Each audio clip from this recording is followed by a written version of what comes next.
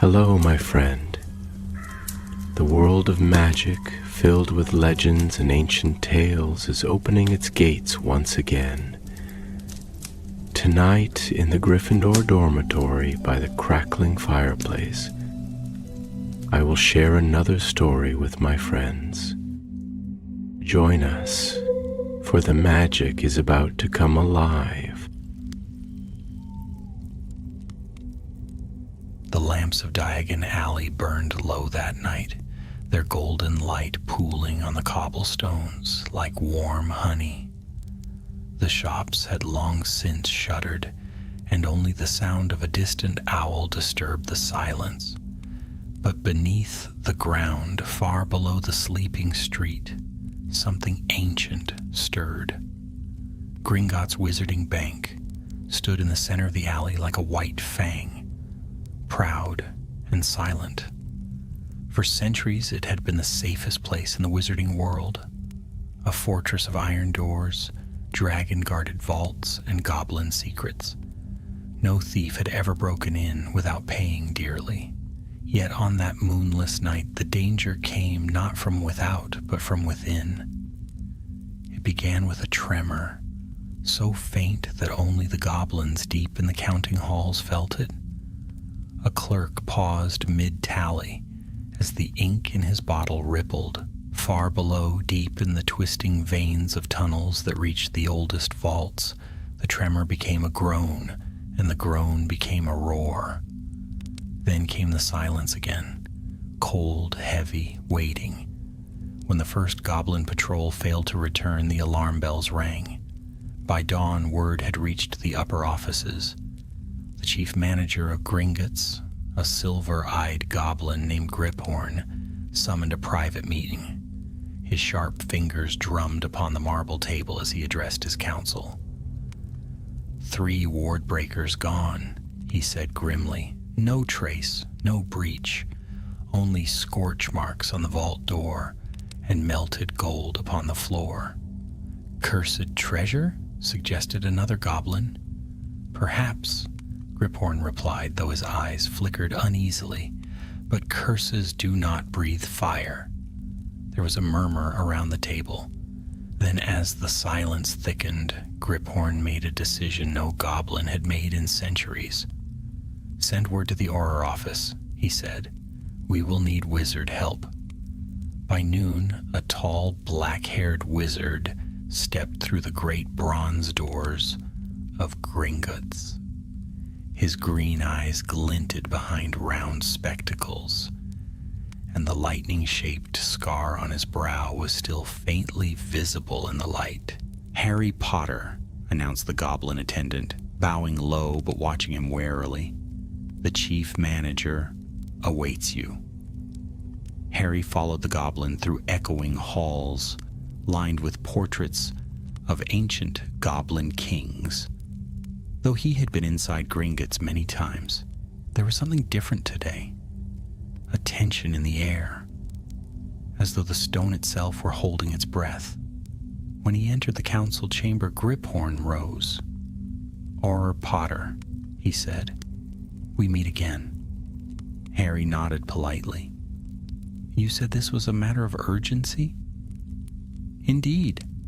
Something has awakened in the lower vaults. Griphorn slid a silver tablet across the table. On its surface, enchanted runes flickered and hissed. This was the last recording before we lost contact with our team. The runes shimmered into an image, a corridor of stone, torchlight flickering over goblin faces. Then came the sound of a hiss, long and deep. One goblin turned, eyes wide, and the image went dark. Harry frowned. That wasn't a curse, he said quietly. That was a creature. Griphorn nodded. We thought the same, but nothing mortal could survive so deep beneath the enchantments. We need your expertise. And perhaps, he added, his eyes narrowing, the aid of your friends. Harry thought a moment. He already knew who he would need. By the next morning, 3 figures stood before the great marble steps of Gringotts. Hermione Granger, her her hair pulled back and eyes sharp, carried a satchel filled with scrolls and spell maps. The goblins say the wards down there predate modern charmcraft, she told Harry. We'll need to identify which enchantments are stable before we touch anything. Beside her stood Rolf Scamander, his travel coat dusted with soot and his eyes bright with curiosity. If it's a creature, he said, then we'll need to study it before we try to fight it. Gringotts vaults are practically built on ley lines. Any beast down there could have been feeding on magic for centuries. Harry managed a faint smile. Let's hope it hasn't developed a taste for horrors. The goblins led them to the cart rails, the same winding tracks that plunged into the deep heart of the bank. The trio climbed into a small, rune-etched cart. With a lurch, they began their descent down through black tunnels that twisted and dove like the throat of a serpent. The air grew colder. The torches flickered blue. Hermione leaned forward, peering into the dark. We're already past Vault 7113, she murmured. That's deeper than where the Philosopher's Stone was kept. Griphorn, who had insisted on accompanying them to the mid-level, gestured toward a smaller tunnel branching off. The lower vaults lie beyond that gate, he said, his voice low. Few goblins have ever gone so far. The magic there is old, older than Gringotts itself.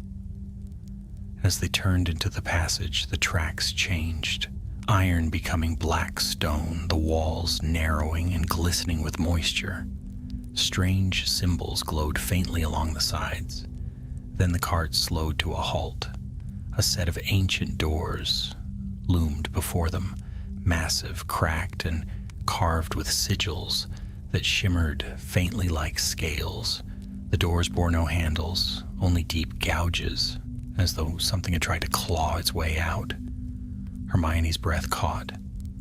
Merlin's beard, she whispered. What could have done that? Rolf knelt, brushing his fingers along one of the marks. The stone was scorched, something hot, alive, and big. Harry drew his wand, the tip gleaming faintly in the dimness. Whatever it is, he said, his voice steady, we'll find out soon enough. From beyond the door came a faint sound, a slow, dragging breath. The goblins exchanged glances. Even Griphorn's composure faltered. Then came the whisper, soft and ancient, slithering through the cracks in the stone. Gold? Mine.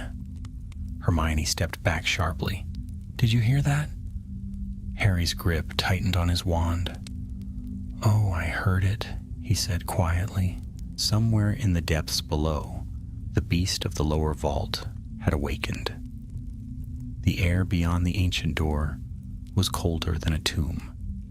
A shimmer of blue light flickered across the stone as Hermione murmured an unlocking charm, the syllables trembling from her lips. The enchantment resisted, older, stronger, almost alive. Then, with a low groan that seemed to echo through the bones of the earth, the vault doors parted just enough for a human to slip through. A wave of stale, metallic air poured out, thick with the scent of gold and something else, something scorched and reptilian. Harry stepped forward first, wand raised, its beam cutting a narrow path through the darkness. The walls glittered faintly with veins of precious metal. Each footstep echoed, swallowed almost instantly by the vast hollow ahead. Hermione followed, her quill scratching across a parchment that hovered beside her. Rolf brought up the rear, a small vial of shimmering powder in hand. Blazeworm spores, he whispered. If the creature's sightless, this may help us track movement. The door sealed behind them with a rumbling finality. For a moment, none spoke. Then Hermione exhaled softly. This place, it's enormous. far larger than any recorded vault. They moved onward. The tunnel widened into a cavern of impossible scale, filled with columns of ancient gold coins, goblets, and jeweled artifacts piled high as towers. The ceiling glimmered faintly, as if distant stars had been trapped beneath the earth. Rolf crouched near a cluster of melted coins. "Look at this," he murmured. The gold was warped, fused into a single molten mass. No ordinary fire could do this. Harry ran a finger over the surface. It was warm. Recently so.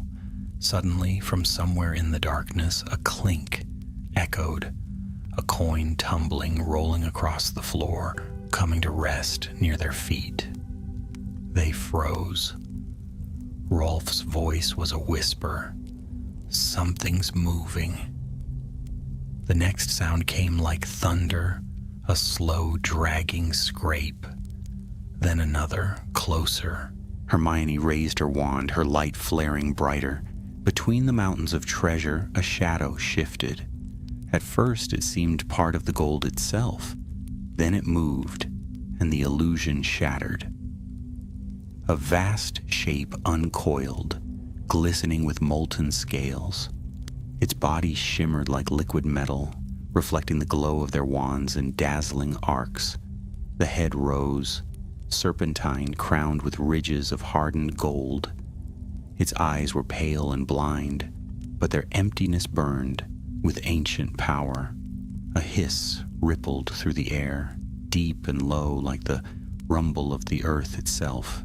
Hermione's hand trembled slightly. "That's no dragon I've ever read about." Rolf's face was pale but awed. "It isn't. It's a basilisk, but not like the one in Hogwarts. Look, its eyes are clouded. It must have turned itself blind to survive the centuries. And the scales, by the stars, those are fused with alchemical gold." Harry's mind raced. A golden basilisk. The creature shifted, the sound of scales on metal filling the chamber. Coins slid and fell like waterfalls as it moved.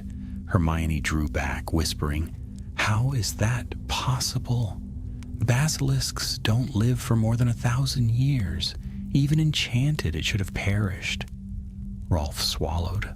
"Unless it's been feeding on magic itself."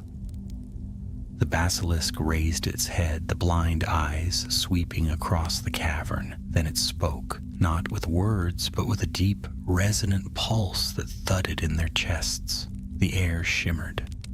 A voice filled their minds, cold and greedy. "Thieves? Again? Always thieves, always gold." Harry steadied his wand.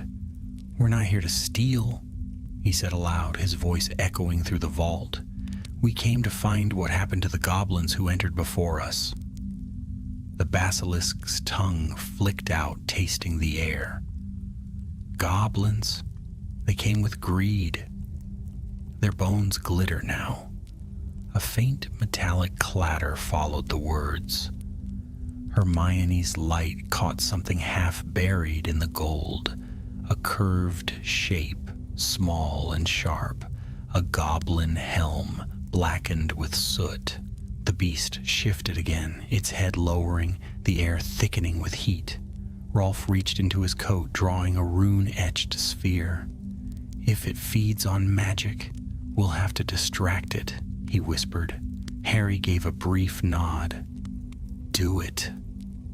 Rolf hurled the sphere. It burst in a flare of violet flame, scattering radiant sparks across the cavern. The basilisk recoiled, hissing furiously, the sound shaking the very floor. Coins cascaded down in golden avalanches. "Run!" Hermione cried. They darted between the piles, spells lighting their path. The beast lunged after them, its body striking the ground with the force of a thunderclap. The heat from its breath singed their robes.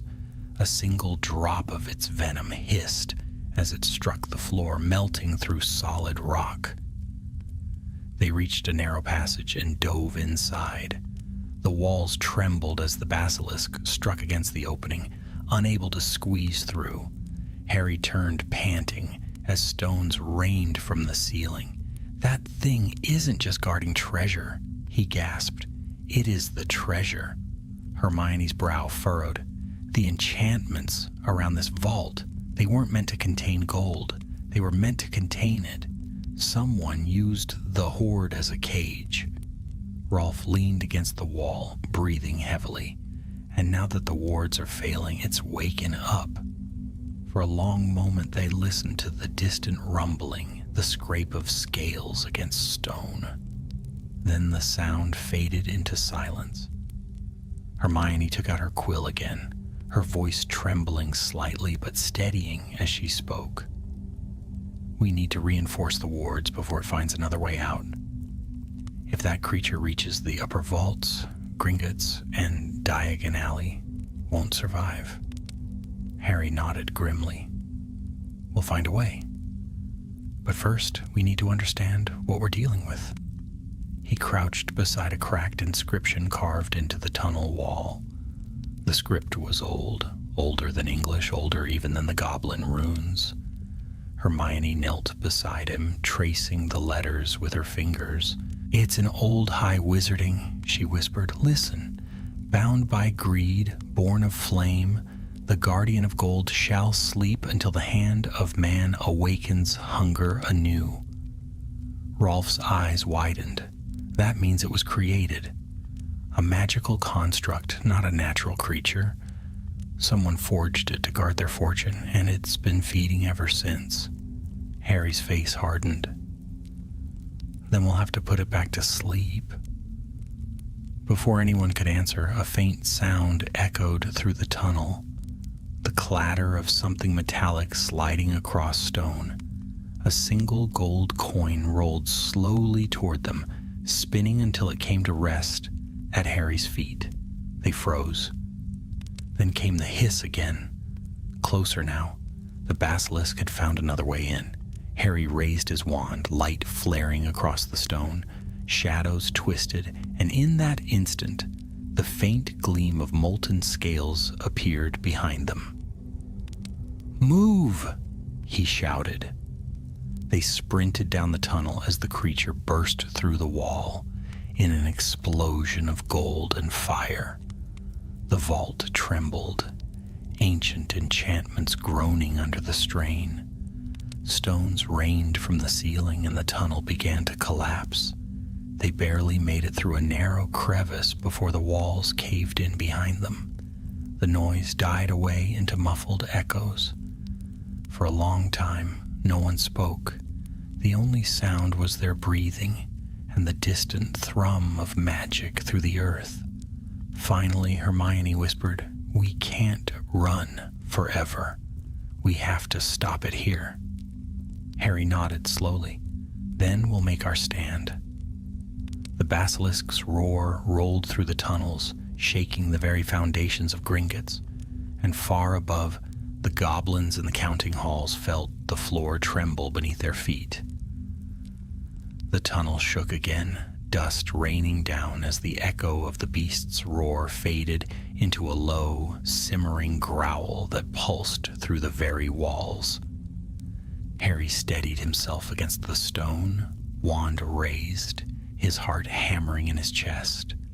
Hermione brushed the dust from her cloak, her eyes darting toward the shadowed passage ahead.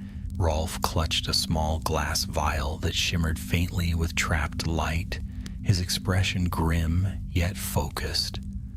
They had descended so deep into Gringotts now that even the goblin ward seemed uncertain.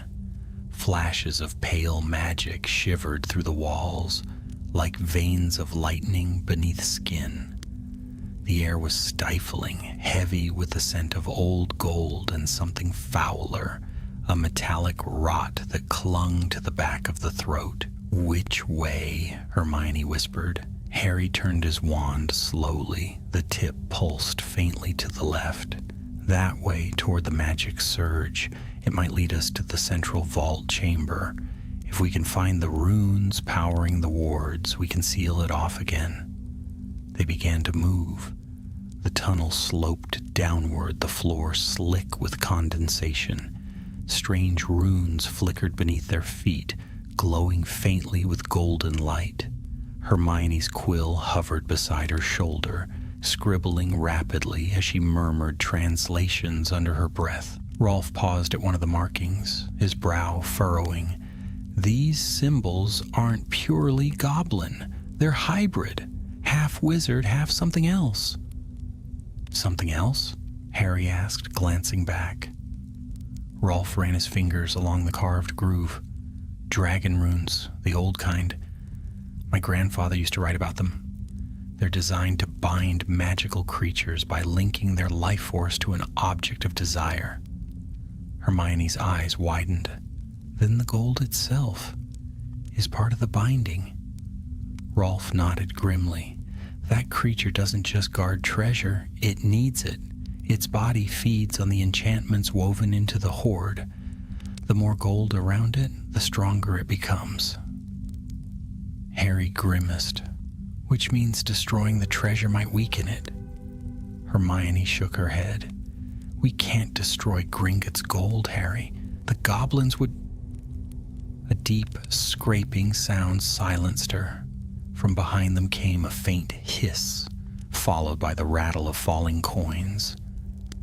Harry raised his wand. The passage behind them glimmered faintly.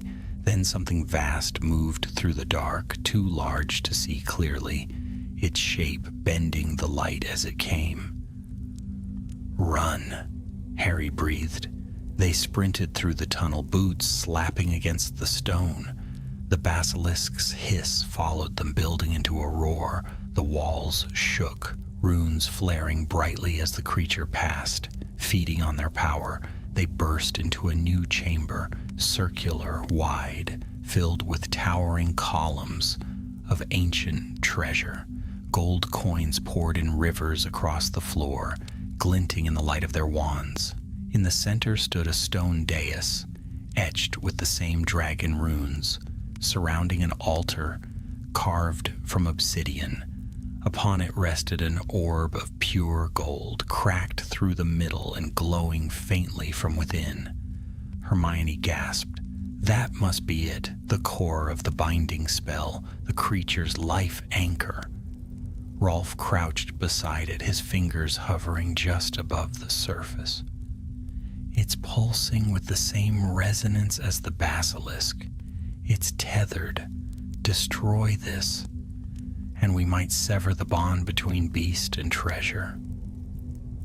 But it'll come for us the moment we touch it, Harry said.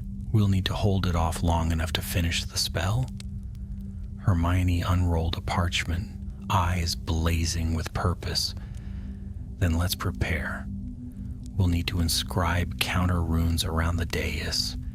If I can reverse the energy flow, I can collapse the enchantment inward, trapping the basilisk inside its own bond. Rolf set down his case of alchemical tools. I'll handle the containment powder. Once the orb cracks, the released energy will lash out violently. Harry nodded once, his wand raised toward the shadowed tunnel they'd entered through. He could already hear the faint scrape of scales against stone, the whisper of movement growing louder. Work fast, he said quietly.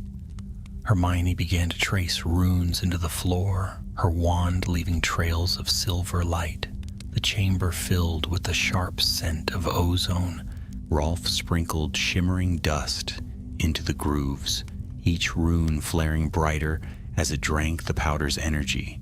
Then the sound came, an explosion of stone. The wall behind them burst apart, and the basilisk surged into the chamber. It was even more terrible in full view. Its golden scales burned like sunlight, its mouth dripping molten venom that hissed where it fell. The creature's size dwarfed the pillars. Its head alone was larger than a carriage. Harry shouted, "Hermione, now!" She raised her wand, the air thrumming with power. "Protego Maxima!" A wall of translucent blue fire erupted between them and the basilisk, but the beast struck it with a shattering hiss. The The shield flared, cracked, and began to fade. Rolf hurled a vial of burning mist into its face. The basilisk recoiled, roaring, its scales blackening where the vapor touched. "That won't hold it long," he cried. Hermione's quill scribbled furiously in midair, her voice chanting faster. The runes at her feet pulsed, connecting into a web of light that encircled the dais. Harry darted forward, blasting the beast with a streak of red fire. Confringo! The spell struck its chest, exploding harmlessly against its golden armor. The basilisk hissed, its voice sliding into their minds again. "Thieves! You would steal my sleep! My gold!" Its tail whipped through the air, smashing a column. Coins rained down like burning rain. The impact hurled Harry backward, his wand skittering across the floor. "Harry!" Hermione cried, darting toward him. He rose, blood trickling from a cut above his brow, eyes blazing. He raised his hand, summoning his wand back with a shout. "Accio!" The basilisk lunged again. Rolf tossed another vial, this one bursting into a flash of blinding light. The creature screamed, writhing as the alchemical smoke bit into its scales. Hermione shouted the final word of her spell, "Incarceratus auri." The runes exploded into golden fire. The circle around the dais flared, beams of light shooting outward and wrapping around the basilisk. The creature howled, thrashing violently, its body glowing as the magic gripped it. The orb on the altar cracked wider, leaking radiant energy. "Hold it," Hermione cried. "Just a few more seconds." The basilisk's tail struck the floor, shattering part of the rune circle. The light flickered, the containment failing. Rolf darted forward, using his own blood to redraw the broken mark, his voice trembling with the incantation. Harry saw his chance. "Hermione, now break it!" She pointed her wand at the orb.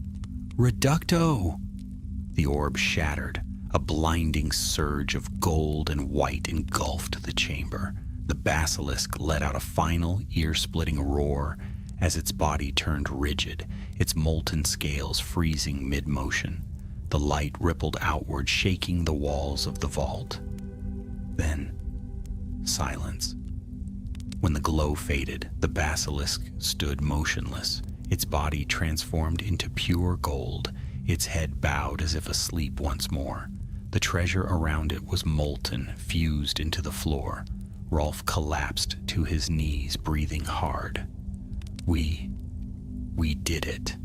Hermione wiped sweat from her brow, her face pale but triumphant. "The binding's restored. It's trapped again." Harry looked at the golden statue towering above them. "Let's hope it stays that way." But as they turned toward the tunnel, a faint crack echoed through the chamber. The basilisk's golden eye twitched just once, and deep within the statue's hollow chest, something moved. The stillness in the vault was deceptive. For a moment, all seemed calm, the flicker of their wand light glancing off the great golden serpent, the air thick with the scent of scorched metal. Hermione lowered her wand, her voice hushed, trembling between relief and disbelief. "It's over," she murmured. "At least, for now." Rolf knelt, inspecting the edges of the dais. The runes still glowed faintly, but the lines of power were already dimming, their brilliance fading to dull embers. "The containment worked, but not perfectly," he said quietly. "Something in that creature isn't bound by ordinary magic. The energy inside it, it's too volatile."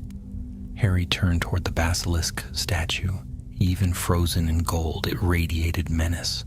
The carved eyes, half-lidded, seemed almost aware, as if the creature merely slept rather than perished. He could feel its presence in the air, heavy and oppressive. "Let's not linger," he said at last. "We need to report to Griphorn. and get the goblins to reinforce the wards. Whatever that thing is, it's beyond us alone. They began to retrace their steps, their wands lighting the tunnel ahead. The once molten gold along the floor had cooled into rippling patterns like frozen sunlight. The deeper they walked, the more uneasy Harry felt. The silence wasn't natural. It was too perfect, as though the world itself were holding its breath. Then came the sound, a faint, rhythmic tapping far behind them. Rolf froze. "Did you hear that?" Hermione nodded slowly, her face pale. "It's coming from the vault chamber."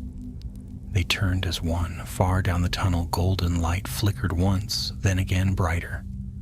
The shadows danced along the stone. Rolf whispered, "The statue." Harry clenched his jaw. "Move, now." They ran, their footsteps echoing through the twisting corridors. The tapping grew louder, then became a sharp crack, like a splitting shell. A low rumble followed, the walls trembling. From behind came a sound that chilled their blood, the scrape of scales against stone. The basilisk was stirring again. A pulse of gold fire erupted down the tunnel, hurling them forward. They dove into a side passage as molten light rushed past, scorching the air. The roar that followed was no longer muffled or distant. It was alive again, echoing with fury. Rolf coughed, clutching his satchel. "The binding failed already." "How?" Hermione shook her head. "No, it's not just the creature. The whole structure's reacting. The ancient enchantments must have linked it to the vault's magic. When we shattered the orb, we broke the containment and the stabilizing field. The entire lower vault could collapse." Harry pressed a hand to the trembling wall. "Then we have to find another way to seal it. Something stronger. Something that cuts it off from the gold completely." They stumbled onward through twisting passages, the heat behind them growing with every step. Coins embedded in the walls began to glow red hot. Strange whispers filled the air. Fragments of goblin curses, echoes of long-forgotten magic. Finally, they reached a fork in the tunnels. One path led upward toward the main vault lines, the other downward into darkness. Hermione paused, studying her enchanted map. Up leads to the main wards, but if the basilisk follows, it'll reach the surface too quickly. We can't lead it there. Rolf's eyes flicked toward the lower path. That way runs into the Founder's vault, one of the oldest chambers. If any ancient sealing runes remain intact, they'll be down there. Harry nodded. "Then that's where we go." They plunged downward. The air thickened, heavy with power. Strange blue lights flickered in the rock, veins of energy that pulsed faintly as if alive. The tunnels widened into an ancient hall of black stone. Carvings of dragons and serpents adorned the pillars, their eyes set with dim rubies. At the center stood an altar of pure silver, engraved with a sigil none of them recognized, a coiled serpent biting its own tail. Hermione's breath caught. This isn't goblin work. It's older, wizard-made, maybe even from the time of the Founders. Rolf ran his hands over the markings. A Ouroboros seal. It's meant to trap infinite power within itself, an eternal loop. If we could awaken it, we might be able to draw the basilisk's energy into it and bind it there. Harry approached the altar, feeling the hum of dormant magic beneath his fingers. "Then tell me what to do." Rolf withdrew a small vial of silvery dust. "We'll need to rekindle the seal using a power source, a life spark willingly given." Hermione's head snapped up. "Rolf, no!" He shook his head. "It doesn't have to be fatal. Just a spark. Something that can awaken the ancient runes." but it has to come from the heart. Before Hermione could protest again, Harry drew his wand. "Then I'll do it." "Harry." He didn't wait. Pressing his wand tip to his chest, he whispered the incantation. A surge of warmth spread through him, rushing down his arm, into the wand and into the altar. The sigil flared to life in blinding silver. Lines of light raced outward, crawling along the floor, illuminating the carvings, until the entire hall blazed with living fire. Then from above came a thunderous crash. The basilisk tore through the ceiling in a storm of gold and flame. Its blind eyes glowed molten white, its scales shedding sparks as it coiled through the broken archway. Hermione screamed the activation spell, her voice lost in the roar. Serpentis vinculum. The seal blazed brighter, spinning, drawing the air into a spiraling vortex. Rolf threw a handful of dust into the air, and the particles turned into chains of silver light that wrapped around the basilisk's neck. The creature bellowed, thrashing violently, smashing pillars like twigs. Harry stood before it, wand raised high. The serpent lunged. He dove aside, the blast of heat from its breath searing the wall. Hermione's runes flared, the magic forming a dome of light. Rolf shouted over the chaos, "We can't hold it much longer. The binding's too old." Harry turned, eyes fierce. "Then we finish it." He pointed his wand at the creature and shouted, "Expulso Maxima!" The spell struck the basilisk's chest, colliding with the seal's vortex. The entire chamber erupted in a storm of gold and silver light. The serpent shrieked, its body twisting as the magic pulled it downward. Scales melted into streams of molten gold, drawn into the spinning symbol. Its tail lashed once, striking a pillar that shattered in a burst of sparks.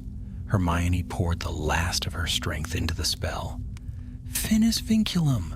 The vortex collapsed inward with a deafening roar. The basilisk's scream echoed once, long and terrible, before fading into silence.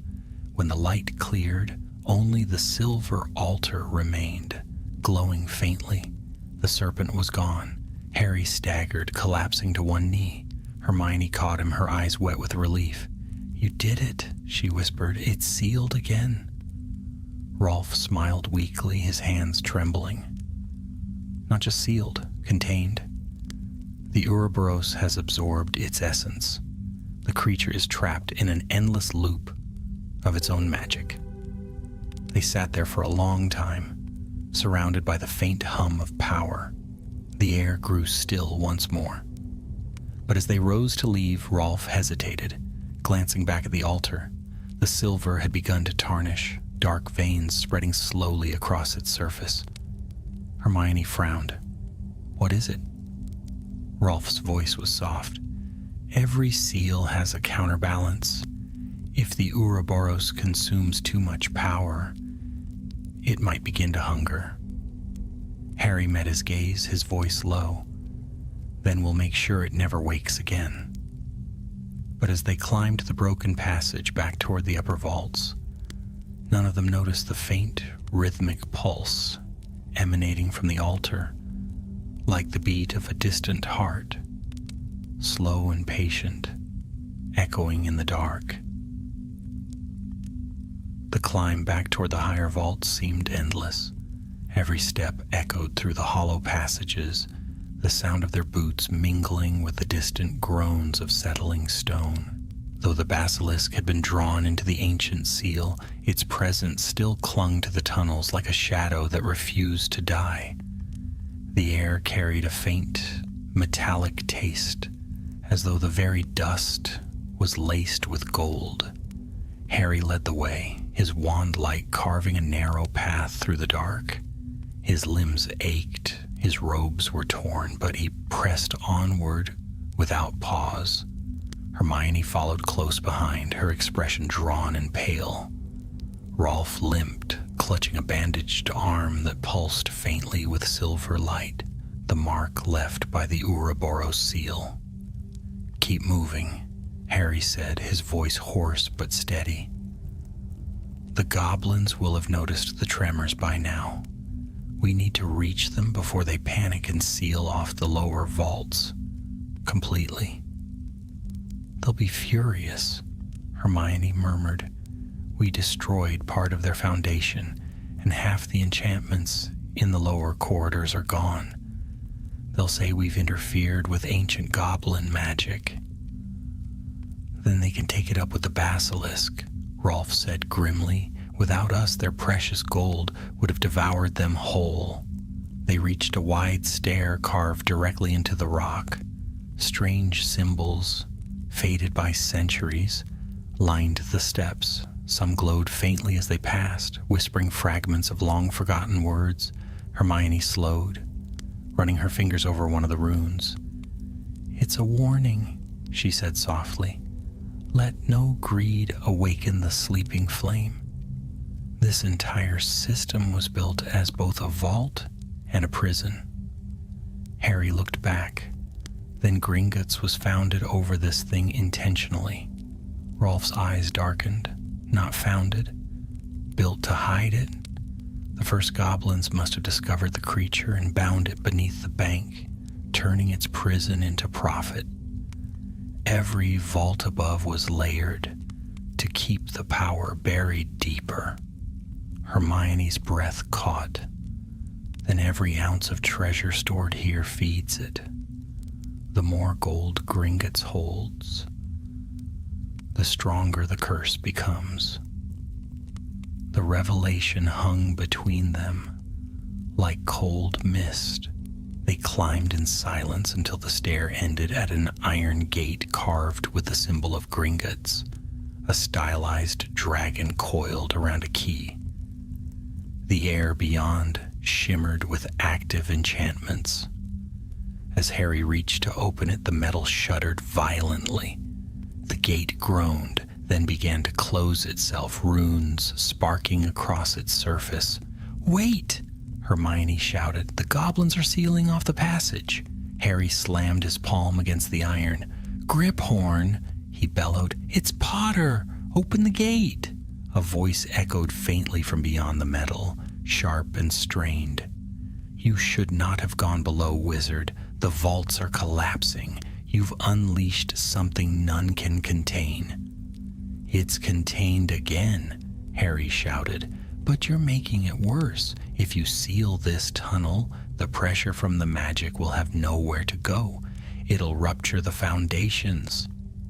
The gate hesitated. The runes flickered uncertainly. Hermione stepped forward, her voice cutting through the chaos. "Griphorn, listen to me. We've stabilized the energy using an ancient Ouroboros seal. It's holding for now, but if you block the conduit tunnels, it will fail again. The seal needs the flow of magic to remain balanced." There was a pause, then slowly the gate creaked open. A dozen goblins stood beyond it, armed with silver-bladed axes and glowing amulets. Their eyes glittered with suspicion and fear. Griphorn himself stepped forward, his expression grim. "You claim to have contained the beast. We saw the lights from the upper vaults, gold and fire shaking the stone. What have you done, Auror?" Harry lowered his wand. "We stopped it for now, but the creature was never fully destroyed. It was bound by the treasure itself, your treasure. The magic of your vaults has been feeding it for centuries." A murmur of alarm rippled through the goblins. Griphorn's eyes narrowed. "Lies! Our vaults are protected by goblin craft unmatched in any age." Rolf stepped forward, opening his satchel. He withdrew a shard of molten gold, still faintly pulsing with energy. "Then explain this," he said quietly. "Your gold breathes, Griphorn. It pulses with the same magic as the basilisk. Every enchanted coin in these halls is a vein of the creature's lifeblood, The goblin stared at the fragment, his expression unreadable. Then he turned sharply to one of his guards. "Summon the ward masters. No one is to access the lower vaults. Not a single coin moves until I say so." Hermione exhaled with relief. "You're doing the right thing." Griphorn looked at her coldly. "Do not presume to judge what is right in goblin matters which. Your kind created the monster that slumbers beneath our bank. We merely learn to profit from your folly." His words stung, but there was truth in them. Hermione lowered her gaze. Harry said, "We'll stay until we're certain the seal holds. If it fails again, no one will survive another awakening." The goblin hesitated, then nodded curtly. "Very well. But know this, Potter. If the vaults fall, the blame will rest on wizard hands." Hours passed as they assisted the goblin ward masters, strengthening the magical barriers along the lower vaults. The great marble floors of Gringotts trembled now and then, but the deeper rumblings had ceased. Wizards and goblins moved side by side, weaving runes of containment and cooling enchantments into the stone. Hermione and Rolf worked tirelessly, tracing new sigils across the foundations, while Harry coordinated the aura patrols above. Each spell left the air humming faintly, as though the bank itself were breathing easier. By the time they finished, dawn's first light was spilling through the arched windows of the main hall. The goblins dispersed silently, their faces unreadable. Rolf leaned against a pillar, exhaustion etched across his face. "If the seal holds, the basilisk will sleep for another age. But if not," Hermione nodded solemnly, "then the entire bank and all of Diagon Alley will sink into the earth." Harry looked toward the vault lifts, their chains glinting faintly in the new light. "It'll hold," he said quietly. "It has to." But even as he spoke, he could not shake the unease curling in his chest. Deep below, he could still feel it, the faint thrum of something vast and ancient, stirring ever so slightly like a heart that refused to stop beating. Later that morning, the three of them stood once more before Griphorn's desk. The goblin set a heavy parchment before them, a sealed report marked with the sigil of Gringotts. "This record," he said, "will be kept in the high archives, sealed by oath. None outside the bank shall know what transpired below." Harry frowned. "You're going to hide it." Griphorn's eyes flashed. "We will protect it. Panic serves no one. The legend of the beast of the lower vault will remain just that, a legend." Hermione stepped forward. "And what if it wakes again?" The goblin leaned back, his expression hard as iron. "Then we shall remind it that gold sleeps best under goblin watch." He dismissed them with a nod. As they turned to leave, Harry glanced back one last time through the marble floor. He could almost imagine he saw the faintest glimmer of gold, pulsing deep beneath the stone, slow and steady as breath. Outside, Diagon Alley was waking, the sun rising over the rooftops. Shopkeepers opened their doors, children laughed, and the world went on, blissfully unaware that just below their feet, a slumbering hunger dreamed of treasure and flame. Hermione touched Harry's arm. "We did what we could."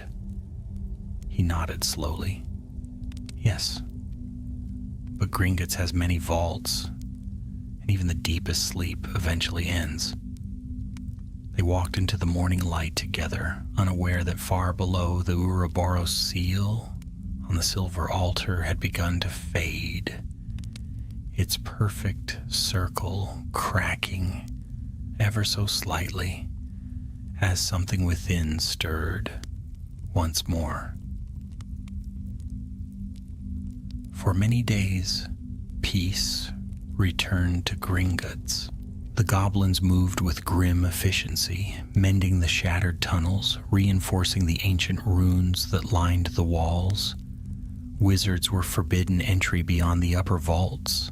The lower corridors were sealed under the highest goblin oath.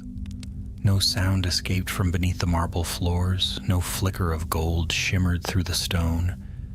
To all appearances, the beast of the lower vault had been laid to rest forever, and yet, far below where sunlight and wand light never reached, the seal trembled.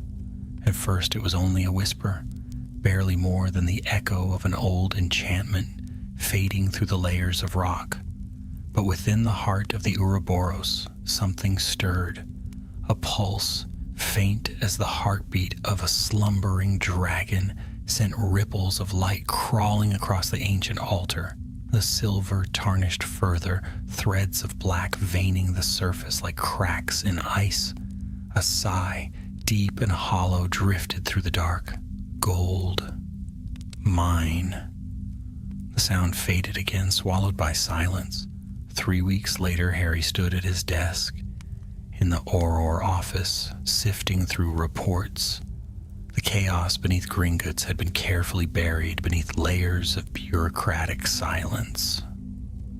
The ministry accepted the goblins' official version, a structural collapse in the old vaults, no casualties, no danger.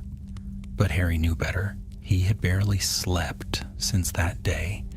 Every time he closed his eyes, he saw the basilisk's molten scales and heard that whisper, ancient and hungry. It haunted his thoughts like a curse. A knock came at the door. Hermione entered, looking weary but determined. "You've seen this?" she asked, dropping a stack of parchment onto his desk. Harry skimmed the top sheet. "Gringotts again?" "Several vaults have gone cold," she said. "The goblins can't explain it. The magic that sustains their wards is fading.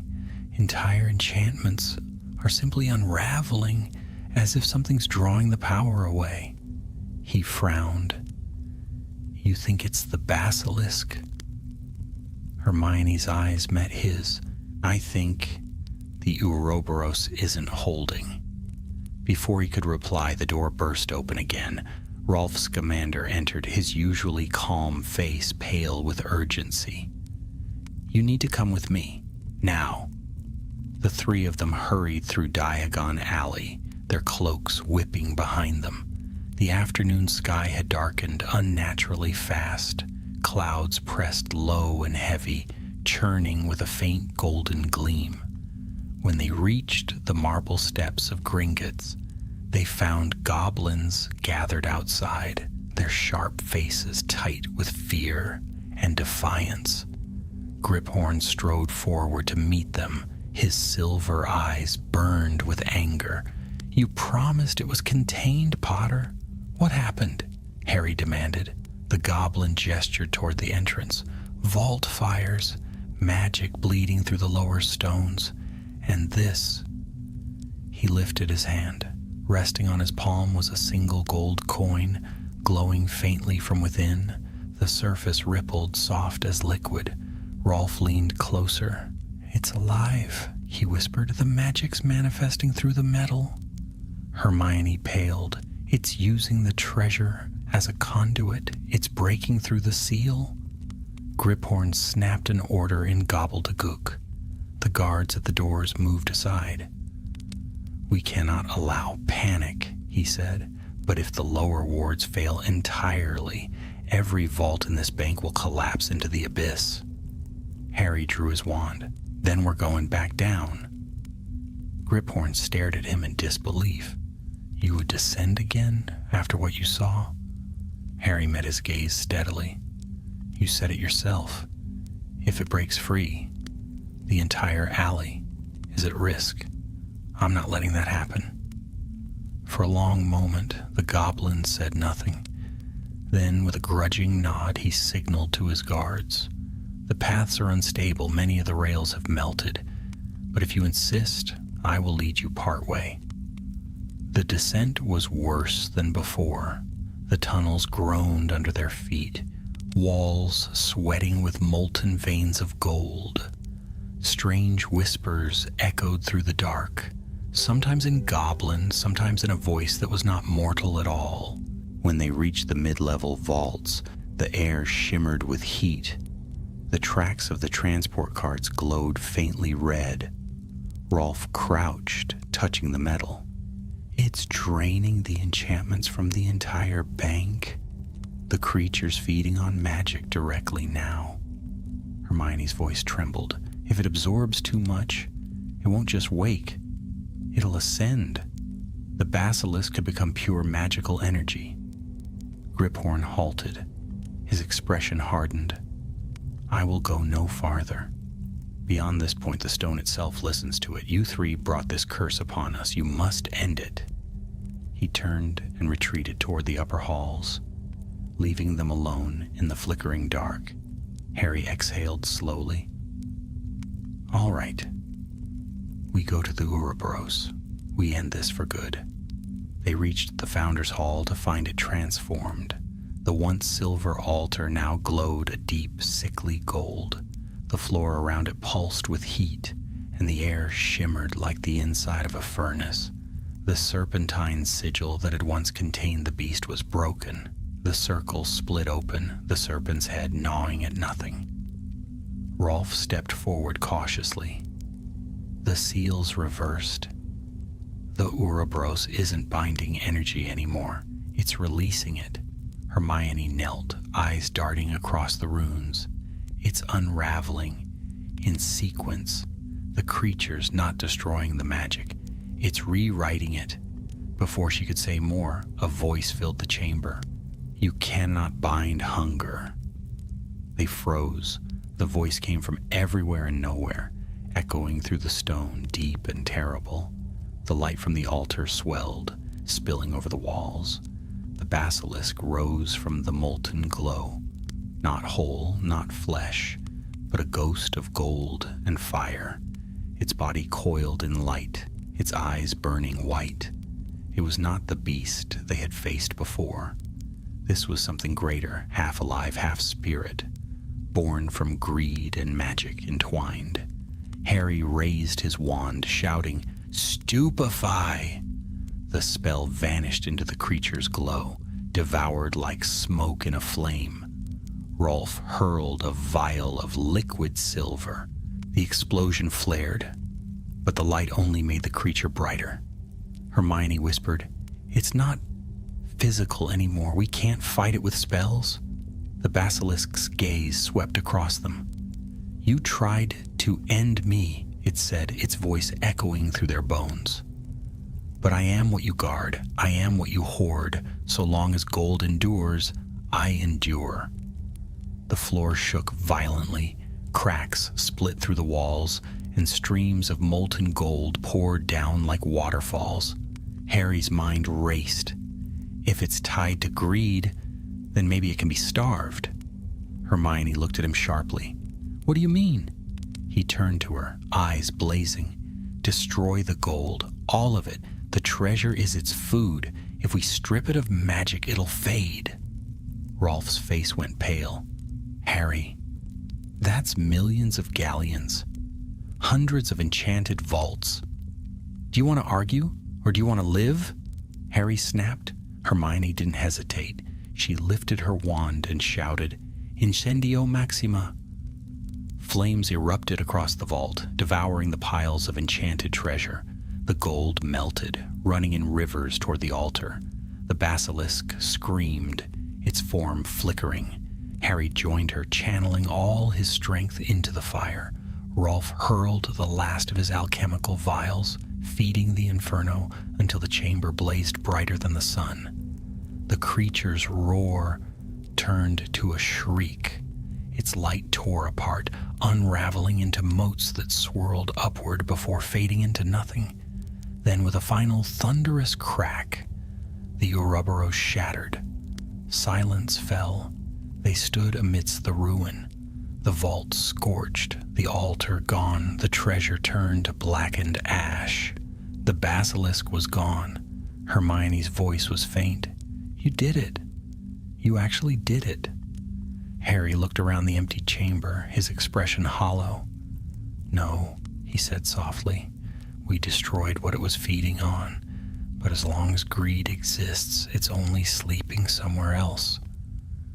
Rolf knelt, picking up a small fragment of metal. It was all that remained of the basilisk's golden scales. Dull now, lifeless, yet when he held it to the light for just a moment, it pulsed once, faint and slow like a heartbeat. They left the vault without another word. Above them, Gringotts shuddered but did not fall. The fires dimmed, the tremors ceased. In Diagon Alley, merchants counted their coins, none the wiser that their gold had nearly been their doom. And deep in the ruins below, where molten gold cooled into black glass, a whisper lingered, soft, patient, eternal. "Gold, mine." The morning after the final descent dawned gray and heavy, its light struggling through the veil of mist that clung to Diagon Alley. The air smelled faintly of rain and ash.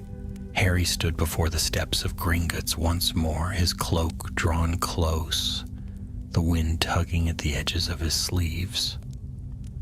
The great marble bank loomed above him, pristine as ever, its polished surface giving no hint of the horror buried beneath. It was hard to believe that the inferno of the previous night had not reached the world above. Yet the goblins had already begun to cover the truth with a precision only they possessed. Crews of them worked tirelessly through the dawn, repairing walls, scrubbing away scorch marks, restoring the facade of invulnerability that had kept Gringotts legendary for centuries. Hermione and Rolf arrived shortly after. She looked weary, her eyes shadowed by sleeplessness, though her voice remained steady. "I've spoken to the minister. The official story will remain unchanged. Minor instability in the lower vaults, easily corrected." Harry's jaw tightened. "And the truth?" Rolf gave a short, bitter laugh. "The truth has been buried under a mountain of gold. No one wants to believe their fortune was guarded by a monster." Hermione's hand brushed the folds of her cloak. "We did what we could. The vaults are sealed, the Ouroboros destroyed. That should be enough." But Harry's gaze lingered on the gleaming bronze doors, their ancient runes glimmering faintly in the morning light. "It's never enough," he said quietly. "That thing wasn't just a beast. It was a shadow of something bigger. Greed, magic, whatever you want to call it. You can't kill that with fire." Rolf's eyes softened. "Then what do you suggest we do?" "Watch," Harry murmured, "and wait." Inside Gringotts, the Goblin Council convened in a private chamber, deep within the administrative wing. The walls were carved with runes of secrecy glowing faintly blue. Griphorn sat at the head of the obsidian table, his sharp fingers steepled before him. Around him, 7 of the oldest and most powerful goblins in Britain waited in silence. "The wizards have done their part," said Griphorn. "The vaults are damaged but stable. The magical readings have ceased. Yet I feel the weight of something unfinished." A gray-bearded goblin to his right hissed softly. "You think it lives still?" Griphorn's silver eyes flickered. "Not as it was. But power does not vanish, it changes shape. The fire beneath our feet is out, yes, but the smoke remains. The gold itself whispers." The others murmured uneasily. Griphorn continued, "We shall reinforce every ward in the lower chambers, and no wizard shall set foot there again. Not even Potter." He rose, his small frame seeming larger in the flickering light. "Gringotts endures. It always has. Let the wizards play their games with beasts and curses. We will guard what is ours." but as he turned away, his reflection in the polished marble floor seemed, for an instant, to shimmer with gold. That evening, Harry found himself in the leaky cauldron. The pub was nearly empty. The few patrons spoke in low voices over mugs of butterbeer. The fire crackled lazily in the hearth. He sat alone by the window, staring at the dark outline of Gringotts through the drizzle. Hermione joined him a few minutes later, carrying 2 steaming mugs. She slid one across the table. "You haven't been home in 2 days." He gave a small smile that didn't reach his eyes. "I'll sleep when the dreams stop." She studied him for a moment. "Do they come every night?" "Every night," he admitted. "The same dream. The gold melting, the whisper. Sometimes I see it rising again, but not from below. From the coins themselves, from the vaults, from the shops, from the pockets of everyone walking through that alley." Hermione sighed, her expression softening. "You've carried worse things, Harry. This one at least we faced together." He looked down into his mug. "Do you ever wonder if we only made it stronger? We destroyed the gold that fed it, but what if we set it free in another way?" She reached out, touching his hand. "If that's true, then it's not a monster anymore. It's an idea, and ideas can't be sealed in vaults." Harry nodded slowly. "That's what frightens me. Far beneath them, deeper even than the lower vaults, where stone met fire and old magic slept, the remains of the Ouroboros lay in silence. The seal had been shattered, its fragments buried in molten slag. Yet within that ruin, something still glowed faintly. Threads of gold twisting through the blackened stone, forming patterns that pulsed like veins. From the ashes of the basilisk's body, a new shape began to form. Not the colossal serpent of before, but something smaller, subtler. A coil of molten metal, delicate as a ribbon, writhing through the cracks of stone like liquid light. It did not roar or breathe. It listened. The whisper of footsteps above, the hum of counting rooms, the endless jingle of gold. It felt them all. Each sound, each spark of greed was a heartbeat calling to it. Slowly, patiently, it began to climb. Weeks passed. Gringotts reopened to the public, its marble halls gleaming as if untouched. Customers queued, as they always had, witches, wizards, and goblins moving through the gilded doors with their ledgers and vault keys. The air was filled with the chime of coins, the murmur of counting charms. No one noticed that some of the coins glimmered oddly in the light, too bright, too alive. No one saw how the reflections on the marble floor seemed to shimmer faintly, rippling like water, until the first vault fire.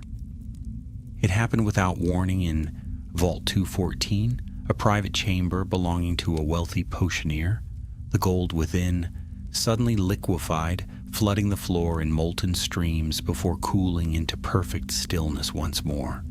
The goblins sealed it immediately, citing a contained magical reaction. But 2 days later, another vault melted, and another after that. Griphorn summoned his ward masters in secret. Their readings came back with one dreadful truth. The magical signature matched the Ouroboros seal. The goblin chief stood for a long time in silence, staring into the glowing rune at the heart of his desk. "The beast is gone," he said at last, though his voice trembled slightly. "What we feel now is only its echo." But even as he spoke, the ink pot on his desk rippled, the quill stirred, as if moved by a breath of unseen wind. One night, long after Gringotts had closed its doors, a goblin clerk made his way down a lesser corridor near the mid-vault level. He carried a ledger under one arm and a lantern in his hand. The light flickered weakly, barely cutting through the gloom. He stopped beside a storage alcove to adjust his lantern. Something caught his eye, a coin lying on the floor, gleaming faintly. He frowned, stooping to pick it up. It was warm, too warm. As he turned it over, the light within the coin pulsed. Once, twice. Then the metal softened, twisting between his fingers like wax. The goblin gasped, dropping it. The coin hit the floor and spread outward like liquid gold slithering across the stone. He stumbled back, eyes wide. The lantern shattered, its flame hissing out. In the darkness, the golden pool rippled, and from its surface rose the faint outline of an eye, blind and burning. A whisper followed, soft as breath, curling through the shadows. Gold, mine. The goblin's scream echoed faintly up the corridors of Gringotts, but by the time the guards arrived, there was nothing left of him. Only a single coin lying innocently on the floor, still warm to the touch. And somewhere deep below, the faint sound of scales sliding over stone began again, slow and patient, heralding that the beast of the lower vault had not perished at all. It had learned, it had changed, and now it walked among the gold itself. Winter came early that year. Frost veiled the windows of Diagon Alley, and the lamplight shimmered upon the cobblestones like frozen starlight. Yet beneath the beauty of the season lingered unease, an unspoken tension that settled like dust over the wizarding world. It began with small things, a whisper that vaults were sealing themselves, that coins sometimes sang faintly in the night. Goblins worked in silence, their eyes darker than usual, their sharp hands restless upon ledgers. Harry heard the rumors long before the ministry did. He had made it a habit these past months to walk Diagon Alley after sunset. The crowds thinned then, and the shopkeepers whispered freely when they thought no Auror was listening. He'd stop by Ollivander's, or the Leaky Cauldron, or Flourish and Blots, and always the tales were the same. Small flashes of gold where no gold should be, objects vanishing, the air itself humming with quiet menace. At first he had thought it imagination, a lingering echo of the fear that Gringotts had buried so carefully. But when, one cold evening, he stood before the marble steps of the bank and felt the faint vibration underfoot, a slow, rhythmic thrum like a heartbeat, he knew the whispers were true. That night he sent word to Hermione and Rolf. They met in Grimmauld Place, the old house quiet but for the crackle of the fire. Dust lay heavy on the portraits. The shadows seemed to lean close as they spoke. Hermione spread a map across the table. A detailed diagram of Gringotts, drawn from goblin archives and her own memory. Several of the vaults were circled in red ink. "These are the sites of the new anomalies," she said. 15 vaults so far, all showing traces of alchemical heat or corrupted enchantment. The goblins deny it, of course, but the evidence is clear. Rolf leaned forward, the firelight flickering across his sharp features. "It's not just energy flux. I've been studying fragments from the melted vaults. The residue isn't inert, it's alive, or something close to it, a form of sentient gold." Harry frowned. "You think the basilisk's magic survived inside the treasure?" Rolf nodded slowly. "Not survived, multiplied. When you and Hermione burned the hoard, the creature's spirit had nowhere to go, so it went where it was strongest, in the gold itself. Now every coin, every ingot, carries a spark of its hunger." Hermione's voice was soft but steady. "It's not a beast anymore. It's an essence, a curse woven into the wealth of the wizarding world." Harry looked down at the map, his jaw tight. then Gringotts isn't just the source. It's the center of something spreading. Every vault, every trade, every coin passed hand to hand, it's carrying the curse farther. Silence fell, broken only by the fire's hiss. At last, Hermione whispered, "How do you kill an idea?" Harry met her eyes. "You can't, but you can contain it again." They returned to Gringotts under false pretenses, a ministry audit, cloaked in legality. Griphorn met them at the door, his expression stone cold. He'd aged since their last meeting. The silver in his eyes seemed dulled, as though sleeplessness had carved itself into his gaze. "You are not welcome here," he said curtly. "We have contained the disturbances.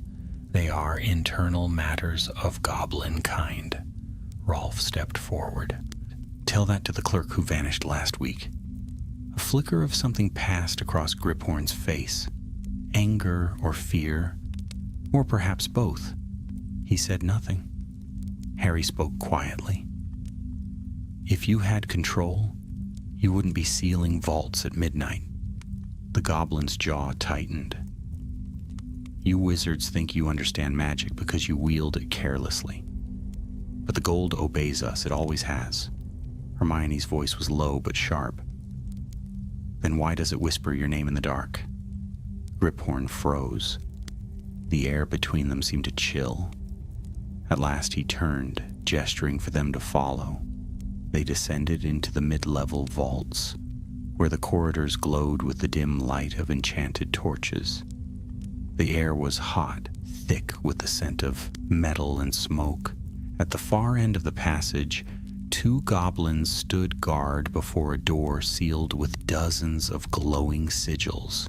The stone beneath their feet pulsed faintly with light, like veins of molten gold running beneath the surface.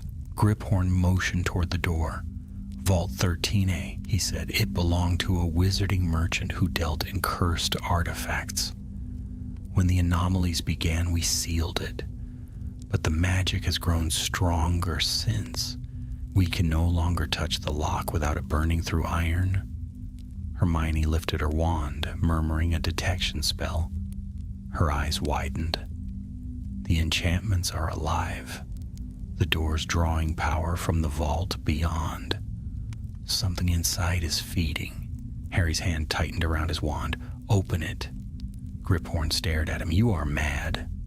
"Maybe," Harry said, "but madness stopped at once before." With a snarl of frustration, the goblin pressed a key made of obsidian into the central sigil. The runes flared red, then green, then split apart with a hiss of steam. Slowly, the vault door swung open. Inside lay darkness and gold, mountains of it gleaming faintly even without light. Yet the air was wrong, too warm, too alive. The coins shimmered, shifting slightly, as if breathing. As they stepped closer, a ripple moved across the surface of the hoard, a shiver that spread like the stir of a waking creature. Rolf's voice broke the silence. "It's aware of us." The whisper came next, soft, sibilant, rising from every coin. "Gold. Mine." Hermione stumbled back, her wand trembling. "It's everywhere. The entire vault is possessed." The hoard began to move, slowly at first, then faster. Rivers of coins poured across the floor, merging into streams of molten metal. They coiled around each other, twisting upward into a shape, serpentine, immense, blindingly bright. It was no longer a creature of flesh, nor even of magic alone. It was gold, given will, greed given form. The ghost of the basilisk reborn, its eyes burning with endless hunger. Harry shouted, "Seal the vault." Griphorn slammed his hand against the sigil, but the door shuddered violently, refusing to close. The gold surged forward, crashing against the threshold like a tidal wave. A goblin guard screamed as molten metal engulfed him, his body turning to ash. Hermione hurled a barrier charm. Protego Diabolica. Blue fire flared, holding the tide for a moment. Harry, we need another seal. Something to bind magic itself. Rolf fumbled through his satchel, pulling out a crystal vial. Inside swirled a silvery mist. Essence of basilisk venom, he shouted. It's the one thing that can dissolve cursed gold. Harry caught the vial and smashed it into the center of the vault. The mist exploded outward, searing the air. The gold shrieked. Not metal, not beast, but both, and recoiled, hissing violently. As smoke rose from its surface, the serpent's shape faltered, splitting apart into rivers of molten light. Hermione seized the moment, slamming her wand into the air. Clauder infinitum. The vault door slammed shut, runes blazing. The floor trembled, the torches flickered. And then, at last, silence. Griphorn fell to his knees, breathing hard. You've destroyed centuries of treasure, he rasped. Harry turned to him, his face grim. No, we destroyed what was already eating it. Later, as they emerged into the faint dawn above, the first snow began to fall. The sky over Diagon Alley glowed pale and still, as though the world itself held its breath. Hermione whispered, "Do you think it's over?" Rolf looked toward the horizon. No curse ever truly ends. It just waits to be remembered. Harry said nothing. He only looked down at the handful of snow that had fallen upon the steps, and there, gleaming faintly within the white, lay a single gold coin. It pulsed once, softly, before going still. He brushed it away without a word. But deep in the vaults below, the whisper rose again, faint yet clear, echoing through the stone like a promise. Gold. Mine. The snow thickened in the days that followed, softening the edges of Diagon Alley until it seemed the world itself had been muffled beneath a great white silence. The lanterns flickered dimly through the flurries, their light catching the icicles that hung like crystal daggers from the shop fronts. Yet within that silence lay unease, a kind of stillness that was not peace but waiting. For though the vault at Gringotts had been sealed once more, rumors had already begun to slip through the cracks. Shopkeepers swore their coins changed weight overnight. A clerk from Flourish and Blots claimed she'd heard her till whisper when she counted the day's earnings. And a small boy, barely old enough for Hogwarts, had found a coin half buried in the snow outside the bank. When he held it up to show his mother, it had pulsed once, softly, before cooling in his hand like a heartbeat fading away. Harry heard of it all. He kept a growing list on his desk at the Auror office, dates, names, strange occurrences, all connected by one thing: gold. Hermione worked tirelessly beside him, combing through ministry archives for anything resembling the curse they had unleashed. Even she, who had read more than most libraries contained, could find nothing. "It's not recorded," she said one night, frustration tightening her voice. "No mention of any curse like this. No record of a spell that gives wealth a will of its own." Rolf, pacing by the window, glanced out at the falling snow. "That's because it isn't a spell," he said quietly. "It's evolution. The beast has changed form again." Harry looked up. "Into what?" Rolf's gaze didn't leave the window. "Into temptation itself."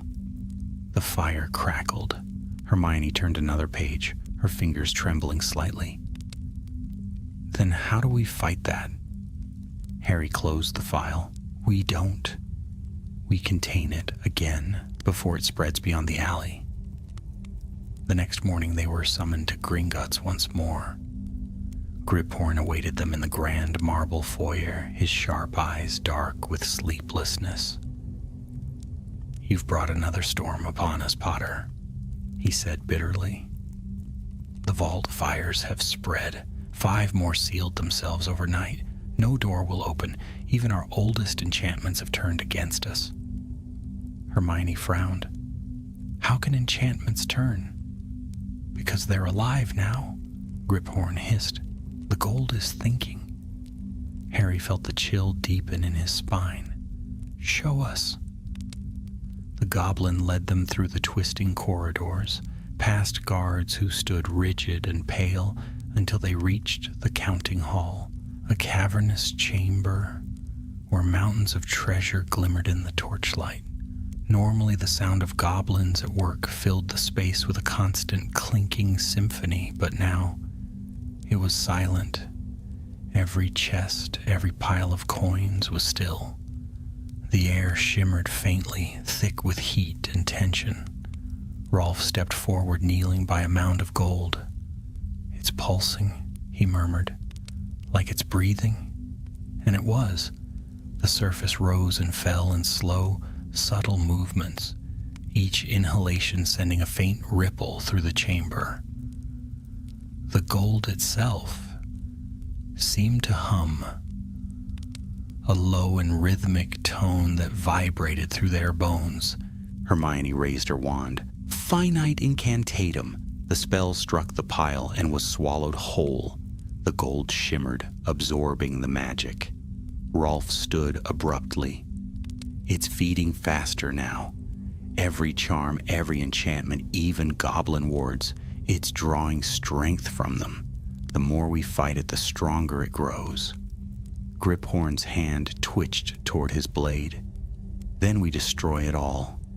Melt it, shatter it, grind it to dust. Harry shook his head. You can't destroy gold. It changes form, that's all. We'd only free it again. Hermione's brow furrowed.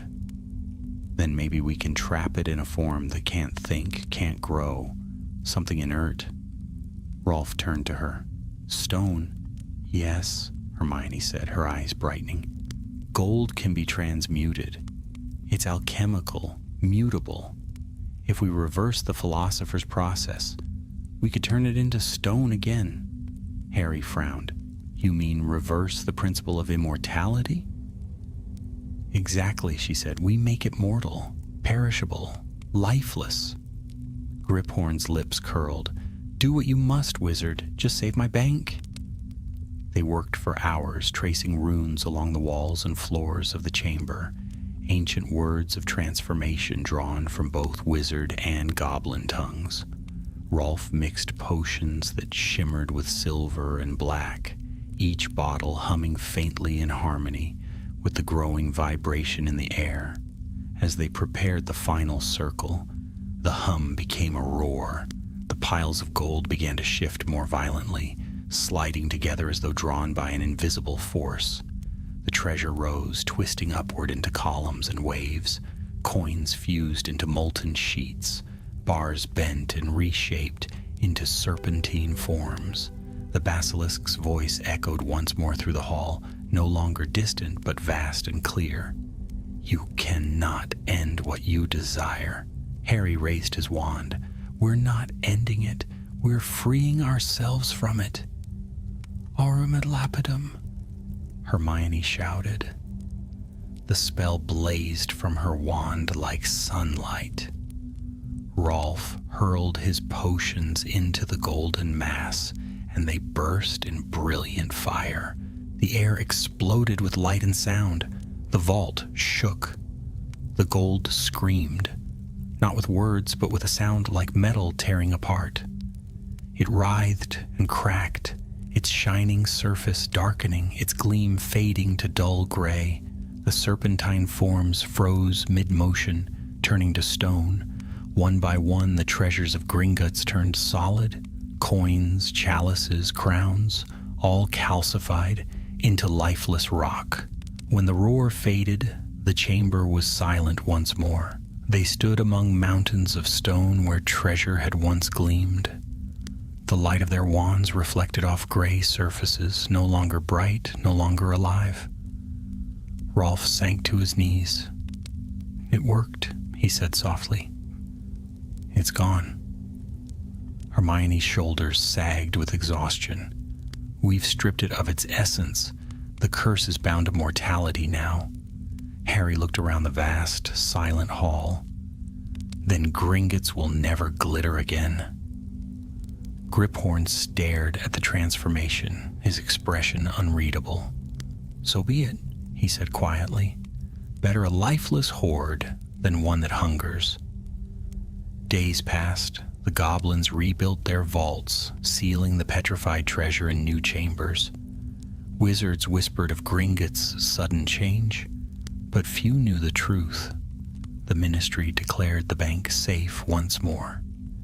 And yet one night, as the moon hung low over Diagon Alley, Harry awoke in Grimmauld Place to a faint, familiar sound, a whisper, carried on the cold wind through the cracks of the window.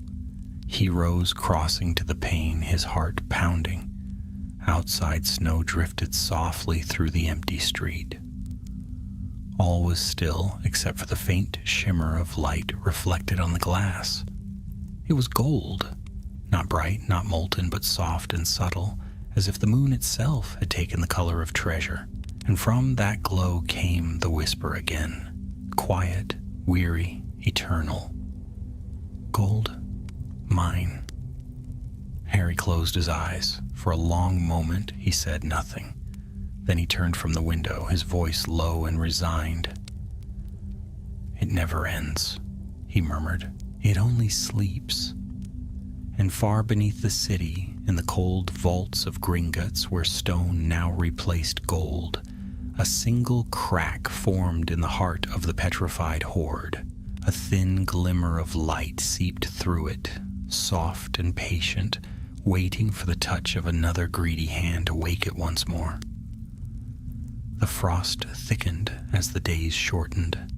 A pale, weary sun shone weakly over Diagon Alley, throwing long, cold shadows between the crooked buildings. Life above the vaults continued. Wizards bartered, children laughed, and the smell of roasted chestnuts drifted through the winter air. But beneath that fragile peace, Gringotts was changing again. The goblins called it the stillness. No carts ran upon the rails now, no vault doors opened or closed. Even sound seemed afraid to travel through those tunnels. The petrified gold remained where it had fallen, lifeless and cold. Yet deep in the heart of the bank, where the cracks of the lower vault stretched like veins through ancient stone, something began to move again. Not loudly, not with fury, but softly, patiently, like a heartbeat under layers of ice. Harry sat alone in the Auror office, the candle on his desk guttering low. Reports were stacked around him, the ink running where melted snow had fallen from his cloak. Hermione's last letter lay open beside him, her neat handwriting curling across the page. "I have traced the alchemical residue left on the petrified treasure. It is fading, Harry. The transmutation is failing. If the stone returns to gold, we will face something worse than before." He rubbed a weary hand across his face. Every instinct in him, the same instincts that had carried him through wars and dark magic and the death of friends, told him the same thing. This wasn't over. The basilisk had been bound by treasure, reborn in it and then cast into stone. But greed was not a body to be destroyed. It was a spirit. And spirits do not die. The office door opened without a knock. Rolf's commander stepped in, snow on his shoulders, his expression grave. "They've called for you at Gringotts," he said quietly. "Now." Harry rose. "What's happened?" Rolf hesitated. "You'll see soon enough." The marble hall of Gringotts was colder than ever before. Goblins whispered in corners, their sharp eyes Filled with fear they could not mask, Griphorn met them at the top of the stairs. He had aged 10 years in the span of a few months. His once steady hands trembled as he spoke. "The vaults," he said, "they are changing. The stone, the lifeless stone, it bleeds." He led them down into the depths. The air grew thicker with every step, filled with the faint metallic scent of gold dust. The walls glowed faintly, not from torchlight, but from something deeper, an inner shimmer, as though the rock itself remembered the treasure it once held. When they reached the counting hall, Harry stopped dead. The mountains of gray stone that had once been gold were cracking apart. Thin fissures crawled across their surfaces, and from each wound seeped a slow, glowing light. The petrified coins were melting, their dull gray turning to glimmering amber beneath the cracks. The transmutation was reversing itself. Hermione was already there, wand drawn, her hair wild with static magic. "It's starting," she said without looking up. "The curse is rejecting the transformation. I tried to reinforce the spell, but it's too old. It can't hold the change." Rolf crouched near a broken fragment, his eyes reflecting the golden light. "It's alive again." Griphorn's voice broke. "You promised me it was over." Harry stared into the shifting gold. "It's not the same creature anymore," he said. "It's something new. Something that's learned from everything we've done to it." As if in answer, the floor trembled. The sound was faint at first, a slow, resonant hum, but it deepened into a low, endless vibration that made the torches gutter and the air itself quiver. The cracks widened. Hermione shouted, "It's drawing power from the Earth's ley lines. It's not bound to the vaults anymore. It's feeding from the very magic that runs beneath London." The golden light brightened, spreading across the floor, climbing the pillars like veins of fire. Coins burst from the cracked stone, swirling into the air in a storm of molten fragments. The goblins fled, shouting in terror. The voice returned. Not the hiss of a beast this time, but something older, colder, vast beyond measure. "You burn me, bind me, bury me, and still you kneel to me." Hermione stumbled back, clutching her ears. "It's in our minds," Rolf shouted over the rising roar. "It's become pure will, a consciousness born from centuries of greed and enchantment." The golden storm whirled faster. Out of it, shapes began to form, not serpents now, but faces, human faces, wizard faces, smiling, desperate, whispering through the glittering air. Each voice murmured promises, power, wealth, desire, each word soft and seductive. Harry's stomach turned. "It's feeding on us," he said, "on our wanting." He raised his wand. "Hermione, the containment spell. We can't stop it with alchemy. We need intent, something that isn't born of greed." Her eyes widened. "You mean?" "Yes, the opposite of what it is. Sacrifice." Rolf's face went pale. "Harry, if you're thinking what I think you're thinking..." But Harry was already stepping forward into the storm. The golden wind lashed around him, searing his skin. The whispering voices grew frantic, coaxing him closer, offering everything he had ever lost. "Gold. Mine," they breathed. "Yours. All yours." He raised his wand high, shouting with all his strength, "Finis Avaritia." The spell erupted from him like a burst of white fire, fueled not by greed, but by the will to surrender. In that instant, Harry Potter, the boy who had once walked willingly into death, gave up every ounce of magic within him. The light collided with the storm, and for a heartbeat the chamber was filled with silence, perfect and absolute. Then came the sound of shattering glass, as though the air itself had broken. The golden light imploded, drawn inward toward the center of the hall. The storm twisted tighter and tighter, becoming a single thread of brilliance that vanished into nothing. When the light faded, Harry lay unconscious upon the cold stone floor. The cracks were gone. The petrified gold had turned to dust. Hermione knelt beside him, tears cutting tracks through the grime on her face. "He's alive," she whispered, "barely."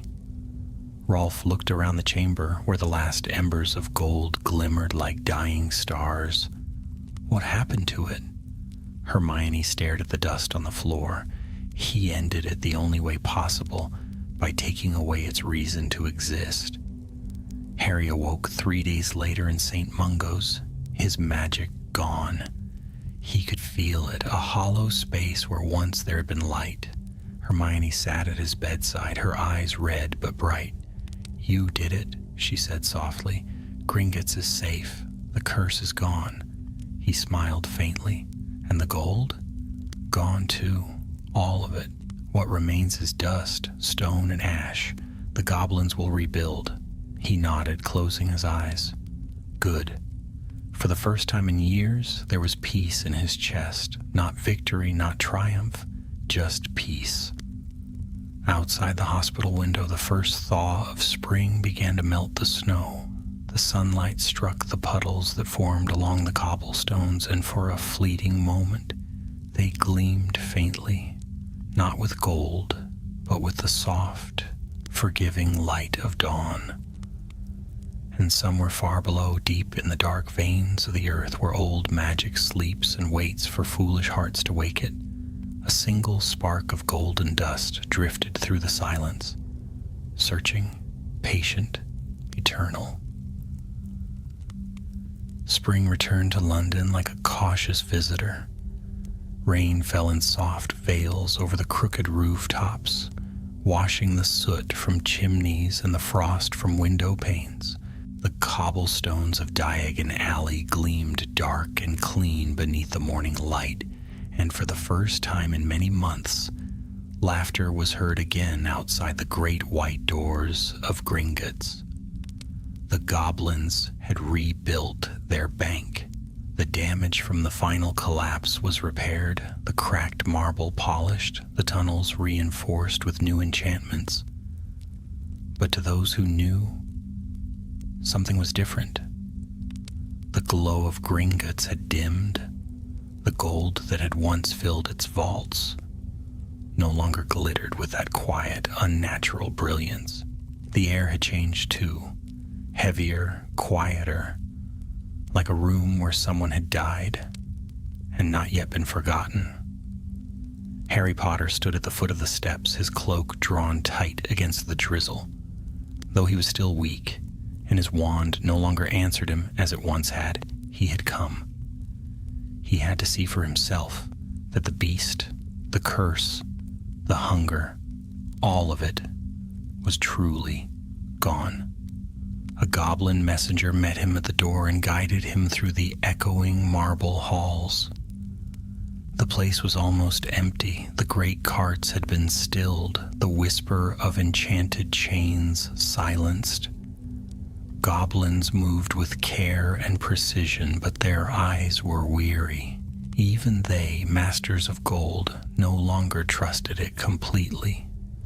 Griphorn awaited him in the central chamber. The goblin's silver eyes, though tired, still held a spark of that fierce intelligence Harry had always respected. When he rose from behind his desk, his expression was not hostile but solemn. "Or, Potter," he said, inclining his head, "you have come to see the tomb?" Harry nodded. "If you'll allow it." Griphorn gestured for him to follow. "It is not forbidden. You earned that much." They descended into the lower vaults together. The tunnels were different now, no longer hot and trembling with magic, but cold and still, the air dry as parchment. The rails gleamed faintly with new enchantments. The stones underfoot were etched with runes of protection so old their language was lost. When they reached the lowest level, Griphorn lifted his lantern. Before them stretched a vast cavern, the remnants of the counting hall. The ceiling had collapsed in several places, and the once golden walls were blackened with soot. But what drew Harry's gaze was the center of the chamber. A mound of gray dust lay there, silent and unmoving. Nothing gleamed within it, nothing shone. Griphorn spoke softly. The goblin word for gold once meant life. Now we are reminded it can also mean death. Harry knelt beside the mound, letting the dry dust run through his fingers. It left no stain, no warmth. Whatever spark had burned within it was gone. He said quietly, "It's over then." Griphorn's lips twitched in a humorless smile. "For now, but the earth is old and magic is older still. Who can say how deep such hunger lies buried?" Harry rose, brushing the dust from his hands. "If it ever wakes again," he said, "it will find the world ready for it." When he emerged from the vaults, Hermione was waiting in the entrance hall. She looked stronger now, though her expression still carried the shadow of everything they had endured. "Well?" she asked softly. "It's gone," he said. "Dust and stone, nothing more." She exhaled, relief and sadness mingling in the sound. "I should feel glad, but..." She glanced toward the far wall, where the goblins had hung a new tapestry depicting their founding. "It's strange, isn't it? How something so terrible could also be beautiful." Harry gave a faint smile. "That's how it always is with temptation. It shines until you touch it." Hermione looked at him for a long moment, then nodded. "You should come home, Harry. Rest. The Aurors can handle things now." "I will," he said. But his eyes drifted back to the marble doors, to the rain-slicked street beyond. Just not yet. Later that day, he wandered alone through Diagon Alley. The air smelled of wet parchment and sugar, and the shopkeepers greeted him kindly, though with the hesitant respect one gives a man touched by legend. Children pointed. Older witches whispered his name. Yet to Harry, their voices felt far away. He paused before a shop window where an antique dealer displayed goblin-forged trinkets, rings, chalices, amulets of old magic. The items gleamed faintly under the lamplight. For a moment, he thought he saw something shift within the reflection, a flicker of gold deeper than the metal itself. But when he looked again, it was gone. He moved on. By evening, the alley was quiet once more. Rain fell steadily, turning the cobbles into small rivers that reflected the lamps above. Harry stopped outside the leaky cauldron and leaned against the doorway, listening to the murmur of voices within. The warmth spilling from the pub seemed to reach him only faintly. He thought of Rolf, now traveling again with the Department of Magical Creatures, studying the aftermath of the alchemical fires. He thought of Hermione, tirelessly repairing what had been broken. He thought of the goblins, still counting, still rebuilding. And then he thought of the gold itself, how silent it must be now, how still. Yet even as he stood there, a faint breeze passed down the alley, rustling the parchment of a nearby notice board. The sound reminded him of the basilisk's whisper, "Gold? Mine." It was so soft that he almost convinced himself it was imagination. Almost. He turned his collar up against the wind and stepped inside the pub. Weeks passed and spring deepened into summer. The story of the beast of the lower vault became rumor again. Then myth. Then nothing more than a whisper told by old goblins to frighten apprentices. Gringotts reopened in full. The vaults hummed once more with quiet commerce. Life, it seemed, had returned to normal. But deep beneath the earth, where the light of wands never reached, the dust of the fallen gold began to shift. Tiny motes of it glimmered faintly, stirring in unseen drafts, drawn together by some forgotten pulse. A grain became a speck, a shimmer, a spark.